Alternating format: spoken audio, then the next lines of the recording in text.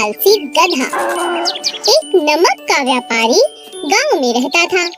वह नमक की बोरियां शहर जाकर बेचता था। उसके पास एक गधा भी था जो बहुत आलसी था। व्यापारी अपने गधे का बहुत ध्यान रखता था, उसे अच्छा खाना भी देता और बहुत प्यार भी करता।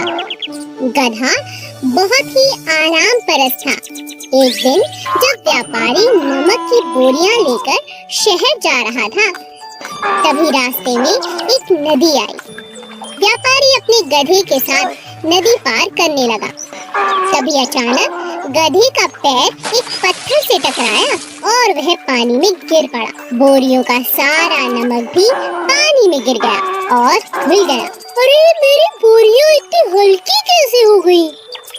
अरे ये क्या, सारा नमक बर्बाद हो गया। अब तो शहर जाने का कोई फायदा नहीं। अब गांव ही वापस चलते हैं। चलो भाई गधे। अरे वाह, आज का दिन तो बहुत अच्छा है। आज तो काम से भी छुट्टी और बोरियों का भी भार कम।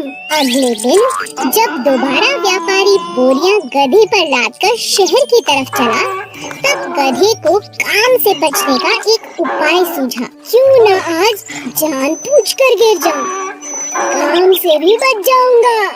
ऐसा ही कुछ दिन चलता रहा। अब व्यापारी को भी गधे पर शक होने लगा, क्योंकि उसकी बहुत सी बोरियां पानी में घुलकर बर्बाद हो चुकी थी। व्यापारी का बहुत ज्यादा नुकसान हो चुका था। तभी व्यापारी ने एक तरकीब निकाली।